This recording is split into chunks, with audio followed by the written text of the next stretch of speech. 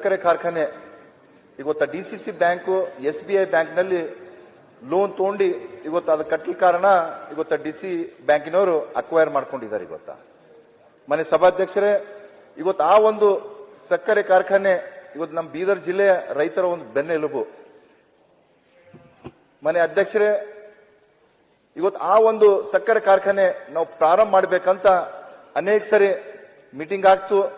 Meeting ನಲ್ಲಿ ನಿರ್ಣಯ ಮಾಡಿದ್ರು ಇವತ್ತ ಎಲ್ಲಾ ರೋಟಿ ಬೇಸಿಸ್ ಮೇಲೆ ಲೀಸ್ ಕೊಡಬೇಕಂತ ನಿರ್ಣಯ ಆಗಿತ್ತು. ಆದ್ರೆ ಕಾರಣಾಂತರಗಳಿಂದ ಮೊನ್ನೆ ಏನು ಲಾಸ್ಟ್ ಟೈಮ್ ಬೆಂಗಳೂರಿನಲ್ಲಿ ಒಂದು ಮೀಟಿಂಗ್ ಆಗಿತ್ತು.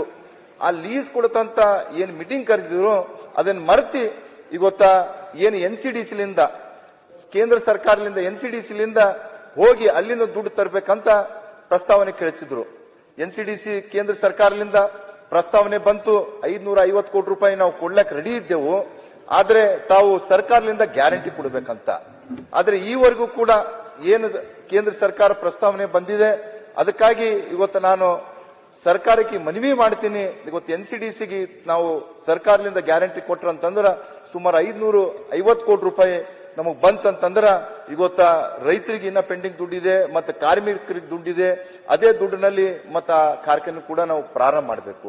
ಅದು ಆಗಿಲ್ಲ ಅಂದ್ರೂ ಕೂಡ ಇವತ್ತೇನು ರನ್ ಫ್ಯಾಕ್ಟರಿ ಯಾವ ತರ ಬಾಗಲಕೋಟ್ನಲ್ಲಿದೆ ಮಾನ್ಯ ಅಧ್ಯಕ್ಷರೇ, ಆ ರನ್ ಫ್ಯಾಕ್ಟರಿ ಯಾವ ತರ ಎಲ್ಲಾ ರೋಟಿ ಬೇಸಿಸ್ ಮ್ಯಾಗೆ ಇವತ್ತ ಲೀಸ್ ಕೊಟ್ಟಿದೆ, ಅದೇ ತರ ನಮ್ಮ BSS ಕಾರ್ಖಾನೆ ಕೂಡ ಕೊಟ್ಟರು ಒಳ್ಳೇದಾಗ್ತದ. ಯಾಕೋ ಇವತ್ತ ಏನು DCC ಬ್ಯಾಂಕಿನವರು ನಾವು KDP ನಲ್ಲಿ ಕೂಡ ಮಾತಾಡಿದಾಗ, ನಮ್ಮ ಜಿಲ್ಲಾ KDPದಲ್ಲಿ ಮಾತಾಡಿದಾಗ DCC ಬ್ಯಾಂಕ್ ಅಧಿಕಾರಿಗಳ ಅಧ್ಯಕ್ಷರು ಹೇಳ್ತಾರ, ಏನ್ ರನ್ ಫ್ಯಾಕ್ಟರಿ ಇವತ್ತ ಸರ್ಕಾರ ಲೀಸ್ ಕೊಟ್ಟಿದೆ ಅದು ತಪ್ಪು ಇದರಿಂದ ಕೊಟ್ಟಿದೆ, ನಾನು ಇದು ಕೊಡ್ಲಾಕ್ ಬರಲ್ಲ ಅಂತಾರೆ. ಯಾವ ತರ ಏನ್ ಹೇಳ್ತಾ ಇದಾರೆ ಅಂತ ಗೊತ್ತಾಗ್ತಾ ಇಲ್ಲ. ಮನೆ ಅಧ್ಯಕ್ಷರೇ, ಸರ್ಕಾರನೇ ನಡೆಸ್ತಾ ಇದೆ. ಇವತ್ತು ಸರ್ಕಾರನೇ ರನ್ ಫ್ಯಾಕ್ಟರಿ ಕೊಟ್ಟಿದೆ. ಇವತ್ತು ನಮ್ಮ BSSK ಫ್ಯಾಕ್ಟರಿ ಯಾಕೆ ಲೀಸಿಗೆ ಕೊಡ್ತಾ ಇಲ್ಲ? ಇದು ಯಾಕೆ ಅನ್ಯಾಯ ಮಾಡ್ತಾ ಇದಾರ? ಇವತ್ತ ನಮ್ಮ ಸಕ್ಕರೆ ಸಚಿವರ ಹತ್ರ, ನಮ್ಮ ಉಸ್ತುವಾರಿ ಸಚಿವರ ಹತ್ರ ಬಹಳ ಸರ್ತಿ ಮಾತಾಡಿದೆವು. ಸಕ್ಕರೆ ಸಚಿವರು ಹೇಳಿದ್ರು, ಇವತ್ತು ಯಾರು ಏಜೆನ್ಸಿಗಳು ಇದು ಲೀಸ್ ತಗೊಳ್ಳಕ್ಕೆ ತಯಾರಿದ್ದಾರೆ ಅಂದಾಗ ನಾವು ಸುಮಾರು ಯಾರ್ಯಾರು ಫ್ಯಾಕ್ಟರಿಗಳು ನಡೆಸ್ತಾ ಇದ್ದಾರೆ. ಇವತ್ತು ಲಕ್ಷ್ಮಣ ಸವದಿ ಅವರು ನಡೆಸ್ತಾ ಇದ್ದಾರ, ನಮ್ಮ ಉಮೇಶ್ ನಿಖಿಲ್ ಕತ್ತಿ ಅವರು ನಡೆಸ್ತಾ ಇದ್ದಾರ, ಮತ್ತೆ ನಮ್ಮ ನಿರಾಣಿ ಅವರು ನಡೆಸ್ತಾ ಇದ್ದಾರ. ಅವ್ರಿಗೆಲ್ಲರೂ ಕೂಡ ಸಂಪರ್ಕ ಮಾಡಿದೆವು. ಲಾಸ್ಟಿಗೆ ಒಬ್ಬರು ಸಿಕ್ಕರು, ನಮ್ಮ ಪ್ರಭುಲಿಂಗೇಶ್ವರ ಶುಗರ್ಸ್ದವರು. ಅವ್ರು ಹೇಳಿದ್ರು, ನಾವು ತಗೊಳಕ್ ರೆಡಿ ಇದ್ದೇವೆ, ಈ ಕಂಡೀಷನ್ ಮ್ಯಾಗ ಹಾಕಿ ಅಂತ. ಏನು ನಮಗೆ ರನ್ ಫ್ಯಾಕ್ಟರಿ ಕಂಡೀಷನ್ ಮ್ಯಾಗ ಕೊಟ್ಟಿದಾರ, ಆ ಕಂಡೀಷನ್ ಮ್ಯಾಗ ಕೊಟ್ಟರು ನಾವು ತಗೊಳಕ್ ರೆಡಿ ಇದ್ದಾರಂತ. ಆ ಕಂಡೀಷನ್ ಅಂತ ಏನಂತಂದ್ರೆ 50 ಕೋಟಿ ಫ್ಯಾಕ್ಟರಿದು DCC ಬ್ಯಾಂಕಿನವರು ಪ್ರಸ್ತಾವನೆ ಕೊಟ್ಟಿದ್ರು. 50 ಕೋಟಿ ಮೊದಲ ಠೇವಣಿ ಕೊಡಬೇಕು, ಮತ್ತೆ ವರ್ಷಿಗೆ 10 ಕೋಟಿ ಲೀಸ್ ಅಮೌಂಟ್ ಕೊಡ್ಬೇಕಂತ ಹೇಳಿದ್ರು. ಅದರಂತೆ ನಾವು ಆ ಫ್ಯಾಕ್ಟರಿ ಓನರಿಗೆ ಮಾತಾಡಿ ಇವತ್ತ 50 ಕೋಟಿ ಇಲ್ಲ 40 ಕೋಟಿ ರೂಪಾಯಿ ನಾವು ಮುಂಗಡ ಠೇವಣಿ ಕೊಡ್ತೇವೆ, 40 ಕೋಟಿ ಮತ್ತು ವರ್ಷಿಗೆ 8 ಕೋಟಿ ಕೊಟ್ಟಿ ನಾವು ರನ್ ಮಾಡ್ತೇವೆ ಅಂತ ಹೇಳಿದಾಗ ಎಲ್ಲರೂ ಕೂಡ ಸಂತೋಷದಿಂದ ನಮ್ಮ ಉಸ್ತುವಾರಿ ಸಚಿವರು ಅಂದ್ರು, ಸ್ವೀಟ್ ತಿಂದು ಚಾಲು ಮಾಡೋಣ ಈ ಸೀಸನ್ ಅಲ್ಲಿ ಅಂತಂದ್ರು. ಆದ್ರೆ ಯಾಕೋ ಇವತ್ತ ಸರ್ಕಾರ ಅದ್ರ ಬಗ್ಗೆ ಕಿಂಚಿತ್ತು ಇದು ಮಾಡ್ತಾ ಇಲ್ಲ. ಇವತ್ತೆಲ್ಲಾನು ಕೂಡ ಮಾತಾಯಿತು, ಪಾಪ ಅವರೆಲ್ಲ ರೆಡಿ ಮಾಡ್ಕೊಂಡ್ರು. ಇವತ್ತ ಫ್ಯಾಕ್ಟರಿ ಚಾಲು ಮಾಡ್ಲಿಕ್ಕೆ ಏನೇನು ಬೇಕಾಗಿತ್ತು, ಮತ್ತೆ ಅಲ್ಲಿ ಏನು ಕಾರ್ಮಿಕರು ಬೇಕಾಗಿತ್ತು ಎಲ್ಲರೂ ಸರಿ ಮಾತಾಡು. ಮತ್ತೆ ಕಾರ್ಮಿಕರದು ಸುಮಾರು ಸಂಬಳನೂ ಕೂಡ ಪೆಂಡಿಂಗ್ ಇದೆ, ಅವರಿಗೂ ಕೂಡ 5 ಕೋಟಿ ರೂಪಾಯಿ ಕೊಡ್ತಾ ಅಂತ ಅವ್ರು ಒಪ್ಕೊಂಡು ಎಲ್ಲನೂ ಕೂಡ ಆಗಿತ್ತು. ಆದ್ರೆ ಇವತ್ತು ಸರ್ಕಾರ ಮತ್ತೆ ಸಂಬಂಧಪಟ್ಟ ಸಚಿವರು ಯಾವುದು ಕೂಡ ಒಪ್ತಾ ಇಲ್ಲ. ಯಾಕೆ ಅನ್ಯಾಯ ಮಾಡ್ತಾರೆ ಅಂತ ಗೊತ್ತಾಗ್ತಾ ಇಲ್ಲ. ಯಾಕಂತಂದ್ರೆ ಇವತ್ತು ನೋಡಿ, ಆ ಒಂದು ಶುಗರ್ ಫ್ಯಾಕ್ಟರಿ ಮ್ಯಾಗೆ ಸುಮಾರು 26,000 ಜನ ಶೇರ್ಸ್ ಹೋಲ್ಡರ್ ಇದ್ದಾರೆ, ರೈತರು ಅದ್ರ ಮ್ಯಾಗ ನಿರ್ಭರ ಇದ್ದಾರೆ. 600 ಜನ ಕಾರ್ಮಿಕರು ಅವ್ರ ಹೊಟ್ಟೆಪಾಡು ಅದ್ರ ಮ್ಯಾಗ ನಡೀತಾ ಇದೆ. ಮಾನ್ಯ ಅಧ್ಯಕ್ಷರೇ, ಅದ್ರ ಬಗ್ಗೆ ಇವತ್ತು ಸರ್ಕಾರ ಗಮನ ಹರಿಸಬೇಕು. ಯಾಕಂತಂದ್ರೆ ಈಗಾಗಲೇ ನೋಡ್ಬೇಕು, ಅನೇಕ ಹೋರಾಟಗಳನ್ನು ಕೂಡ ರೈತರು ನಡೀತಾ ಇದೆ. ಇವತ್ತ ನಮ್ಮ ಕ್ಷೇತ್ರದಾಗ ಇವತ್ತ ಆ ಒಂದು ಕ್ಷೇತ್ರ ಅಂತ ಹುಮ್ನಾಬಾದ್ ಅಲ್ಲ, ಇಡೀ ಜಿಲ್ಲೆಗೆ ಅದೊಂದು ಮಾದರಿಯಾದಂತ ಸಕ್ಕರೆ ಕಾರ್ಖಾನೆ ಇದೆ. ಅದಕ್ಕಾಗಿ ತಮ್ಮ ಮುಖಾಂತರ ನಾನು ಸರ್ಕಾರಕ್ಕ ಮನವಿ ಮಾಡ್ತಾ ಇದ್ದೀನಿ, ಬೇಗನೆ ಈ ಒಂದು NCDC ಇಲ್ಲೋಯ್ತಿಗಿ ಇವತ್ತು ಎಲ್ಲಾ ರೋಟಿ ಬೇಸಿಸ್ ಮ್ಯಾಗೆ ಈ ಲೀಸ್ ಕೊಡ್ತಂತ ಕಾರ್ಯ ಮಾಡಿದ್ರೆ ಎಲ್ಲರಿಗೂ ಕೂಡ ಒಳ್ಳೇದಾಗ್ತದ. ಅದರಂತೆ ಮಾನ್ಯ ಸಭಾಧ್ಯಕ್ಷರೇ, ಈಗಾಗಲೇ ತಾವು ನೋಡಿದ ಹಾಗೆ ಈ ಒಂದು ಮಳೆಗಾಲದಲ್ಲಿ ಬಹಳಷ್ಟು ಅತಿವೃಷ್ಟಿಯಾಗಿ ಬಹಳಷ್ಟು ರೈತರು ತೊಂದರೆನಲ್ಲಿದ್ದಾರೆ.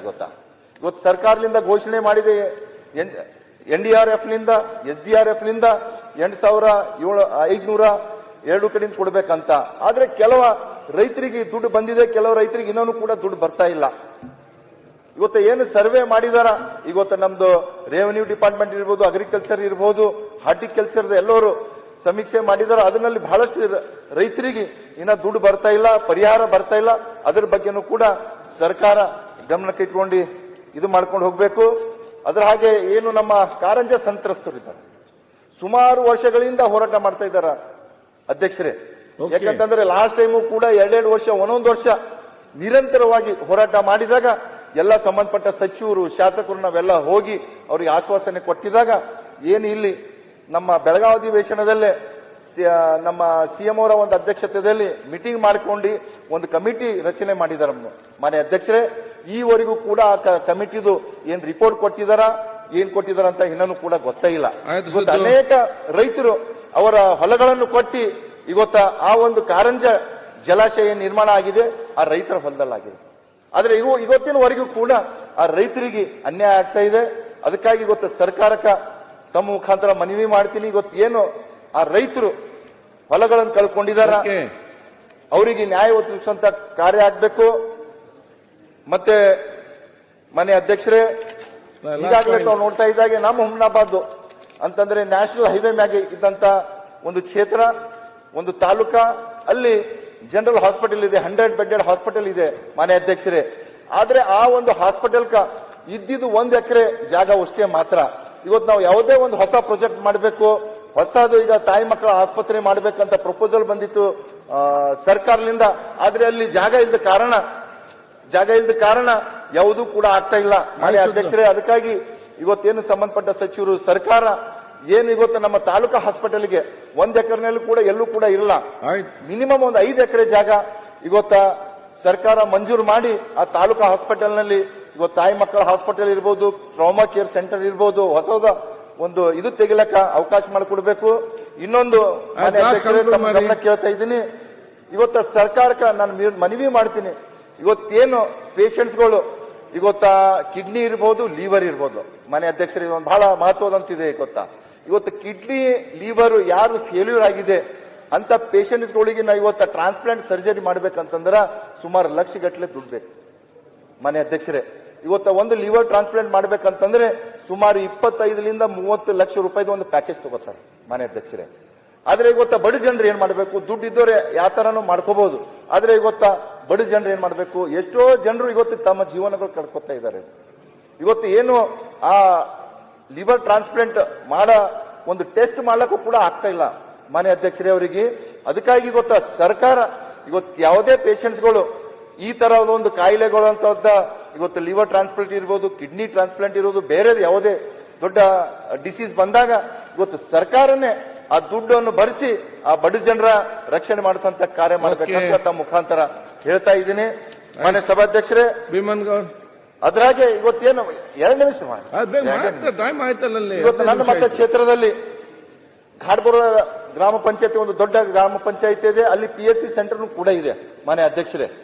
ಅಲ್ಲಿ PSC ಸೆಂಟರ್ಗೆ ನಾವು CSC ಸೆಂಟರ್ ಉತ್ತೀರ್ಣ ಮಾಡಬೇಕಂತ ಬಹಳಷ್ಟು ಸರ್ತಿ ನನ್ನ ಮಂತ್ರಿಗಳಿಗೆ ಅಧಿಕಾರಿಗಳು ಕೂಡ ಪ್ರಸ್ತಾವನೆ ಕೊಟ್ಟಿದೆ, ಈವರೆಗೂ ಕೂಡ ಆಗ್ತಾ ಇಲ್ಲ. ಯಾಕಂತಂದ್ರೆ ಅಲ್ಲಿ ಇನ್ಫ್ರಾಸ್ಟ್ರಕ್ಚರ್ ಕೂಡ ಇದೆ, ಸುಮಾರು 7 ಎಕರೆ ಜಾಗ ಆ PSC ಸೆಂಟರ್ ನಲ್ಲಿ ಇದೆ, ಮತ್ತು ಕ್ವಾರ್ಟರ್ಸ್ ಇದೆ, ಹಾಸ್ಪಿಟಲ್ ದೊಡ್ಡದಿದೆ. ಅದಕ್ಕಾಗಿ ಗೊತ್ತಾ ಏನ್ ಇವತ್ತು PSC ಸೆಂಟರ್ ಇದೆ ಘಾಟ್ಬೋರಲ್ನಲ್ಲಿ, ಅದನ್ನು CSC ಸೆಂಟರ್ ಮಾಡಬೇಕು.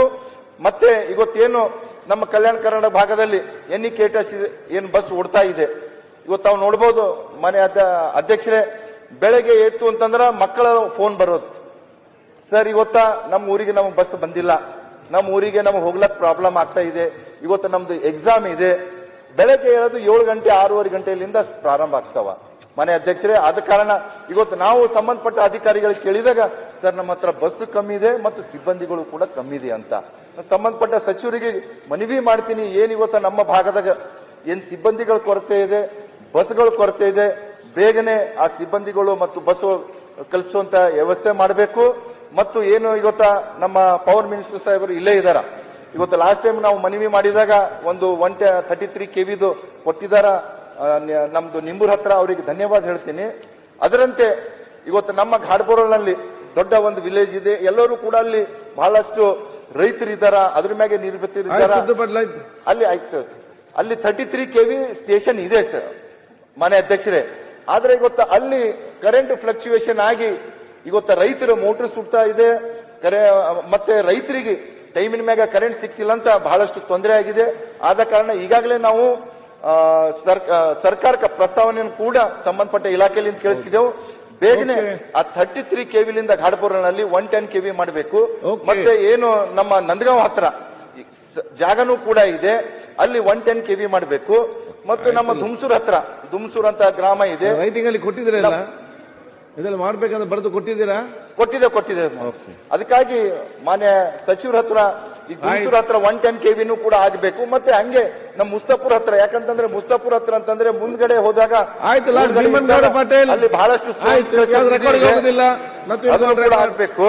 ಭೀಮನ್ಗೌಡ ಪಾಟೀಲ್ ಸನ್ಮಾನ್ಯ ಅಧ್ಯಕ್ಷರೇ, ಅವಕಾಶವನ್ನು ಕೊಟ್ಟಿದ್ದಕ್ಕೆ ತಮಗೆ ಧನ್ಯವಾದಗಳನ್ನು